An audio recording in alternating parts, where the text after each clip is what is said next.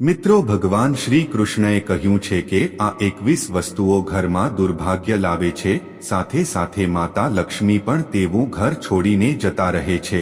તેથી જો તમારા ઘરમાં પણ આવી વસ્તુઓ છે તો હમણાં જ એને હટાવીને દૂર કરો, નહીંતર તમે ગમે તેટલી પણ મહેનત કરશો તો પણ ગરીબ જ રહેશો।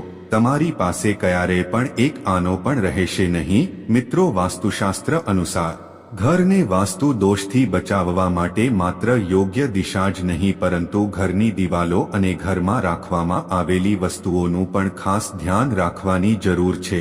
જો ઘરની વાસ્તુ સાચી હોય અને સજાવટની વસ્તુઓને વાસ્તુ પ્રમાણે રાખવામાં આવે તો તેવા ઘરોમાં સુખ સમૃદ્ધિ જળવાઈ રહે છે। મિત્રો, ઘરમાં શાંતિપૂર્ણ ઊંઘ ન આવવી કે પછી સારું આરોગ્યપ્રદ ભોજન નથી મળી રહ્યું તો તેનો અર્થ એ છે કે ઘરમાં વાસ્તુ દોષ છે।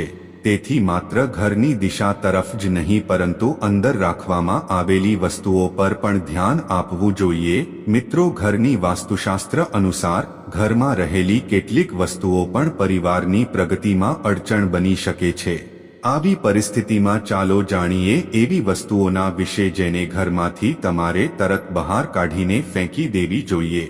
પરંતુ તે પહેલા મિત્રો, જો તમે પણ ઈચ્છો છો કે માતા લક્ષ્મીના આશીર્વાદ સદાય આપણા સૌના ઉપર બન્યા રહે તો વિડીયોને એક લાઇક, શેર અને ચેનલને સબસ્ક્રાઇબ કરીને કમેન્ટ બોક્સમાં જય લક્ષ્મીમાં ચોક્કસ લખો। નંબર 1, કરોળિયાના જાળા અને ઘરની ગંદકીમાં સૌભાગ્ય ફસાઈ જાય છે।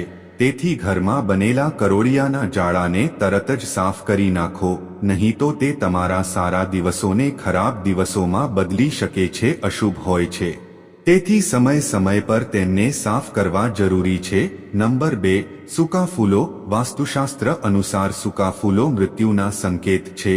તેથી સૂકા ફૂલો ક્યારેય ઘરમાં ન રાખવા જોઈએ, આનાથી ઘરમાં નકારાત્મક ઉર્જાનો પ્રવાહ વધે છે। નંબર 3, ફોટોગ્રાફ્સમાં નકારાત્મકતા। કેટલાક ખાસ પ્રકારના ફોટોગ્રાફ્સ ઘરમાં ન રાખવા જોઈએ, જેમ કે ફળ અને ફૂલો વિનાનું ઝાડ, ડૂબતી હોડી, નગ્ન તલવાર, યુદ્ધ, પકડાયેલા હાથીઓના દ્રશ્યો અને દુઃખી કે રડતા લોકોના ચિત્રો ઘરમાં ક્યારેય ન રાખવા જોઈએ। નંબર 4, ખાલી ખુરશી ઘરમાં કાયમ માટે રાખવી શુભ નથી। એવું માનવામાં આવે છે કે તે ઘરમાં હાનિકારક આત્માઓને આમંત્રિત કરે છે। તેથી ખાતરી કરો કે કોઈ વ્યક્તિ તેના પર નિયમિતપણે બેસે અથવા તે સંપૂર્ણપણે દૂર કરી દો। નંબર 5, એન્ટિક વસ્તુઓ। જો તમે એન્ટિક વસ્તુઓ લાવવાના શોખીન છો તો સાવધાની સાથે લાવો, કારણ કે આ પ્રાચીન વસ્તુઓ ઘણીવાર તેમના અગાઉના માલિકોની વાર્તાઓ અને શક્તિ વહન કરે છે। તેથી એન્ટિક વસ્તુઓ ઘરે લાવતા પહેલા તેના ઇતિહાસની ખાતરી કરો, કારણ કે તે તમારા જીવનમાં નકારાત્મક અસર કરી શકે છે। નંબર 6, જૂનું કેલેન્ડર। નવું વર્ષ આવવાની સાથે જ નવું કેલેન્ડર તો લગાવી લઈએ છે, પરંતુ ઘણા લોકો જૂનું કેલેન્ડર બહાર ફેંકવાને બદલે ઘરમાં સંભાળીને રાખે છે। આવું બિલકુલ પણ ન કરવું જોઈએ, કારણ કે જૂનું કેલેન્ડર ભૂતકાળને દર્શાવે છે। તેથી જ જૂના કેલેન્ડરને ઘરેથી તરત જ હટાવી દેવું જોઈએ। નંબર 7, જૂના ફાટેલા કપડાથી બાંધેલો પોટલું। શું તમે પણ તમારા ઘરમાં જૂના ફાટેલા કપડાં એક પોટલામાં બાંધીને મૂકી રહ્યા છો?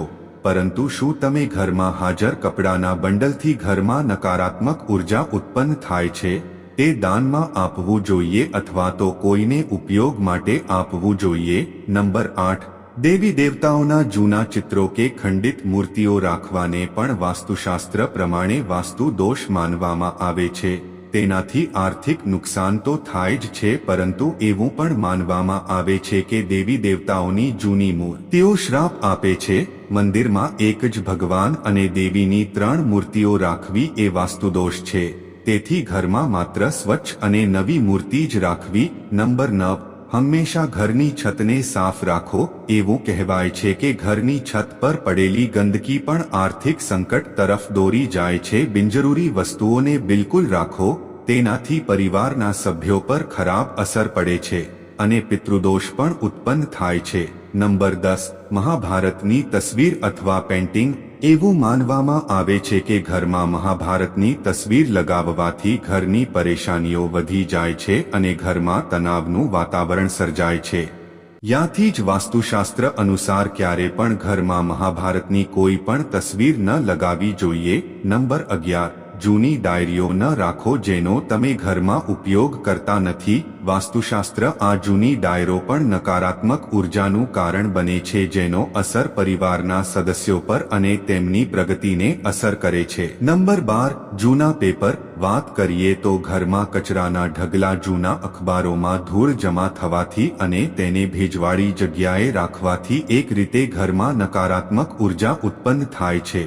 જો તમને પણ ઘરમાં જૂના અખબારો ભેગા કરવાની આદત હોય તો ઘરની નકારાત્મક ઉર્જા પરિવારની પ્રગતિમાં બાધારૂપ બને છે અને જો ઘરના સભ્યોને આર્થિક નુકસાન થાય છે, લાંબા સમય સુધી ઘરમાં પડેલા હોય તો તેને આજે જ બહાર ફેંકી દો અથવા તેને ભંગારમાં આપી દો। નંબર 13 ખરાબ તાળાઓ ઘરમાં ન રાખવા જોઈએ। વાસ્તુશાસ્ત્રમાં તેને ખૂબ જ અશુભ માનવામાં આવે છે। વાસ્તુ અનુસાર સારું ખોલતું તાળું કિસ્મતનું પ્રતીક હોય છે, જ્યારે બંધ અથવા ખરાબ તાળું ઘરમાં દુર્ભાગ્ય લાવે છે। એક સારું તાળું ભાગ્યને ખોલે છે, જ્યારે બંધ અથવા ખરાબ તાળાઓનો ઉપયોગ કરતા નથી એવા તાળાઓને હમણાં જ બહાર ફેંકી દો।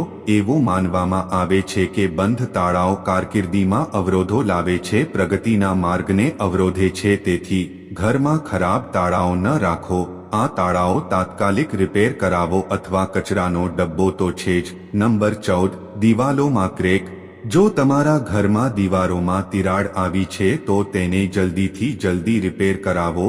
એવું માનવામાં આવે છે કે દિવાલોમાં તિરાડોના કારણે ઘરના તમામ પૈસા પરિવારના સભ્યોની બીમારીની સારવાર માટે ખર્ચવામાં આવે છે, તેમજ ઘરના દરવાજા ખોલતી વખતે અથવા બંધ કરતી વખતે ઘોંઘાટ થતો હોય તો તેને વાસ્તુશાસ્ત્રમાં સારું માનવામાં આવતું નથી। તો આવા ઘરના બધા પૈસા ઘરની સમસ્યાઓના નિવારણમાં ખર્ચ થઈ જાય છે।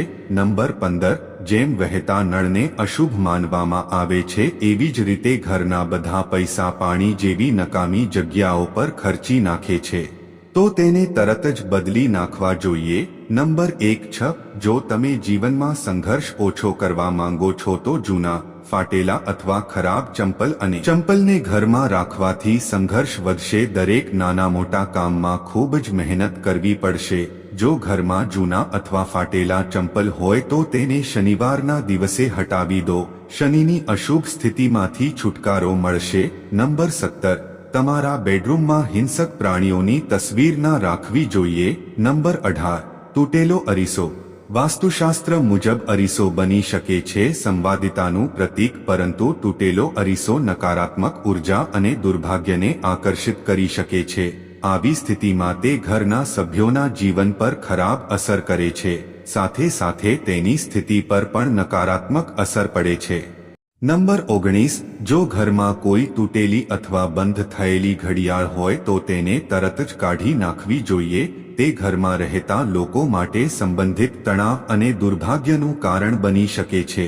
ઘડિયાળમાં બંધ થયેલા કાંટા તમારી પ્રગતિને પણ બંધ કરે છે।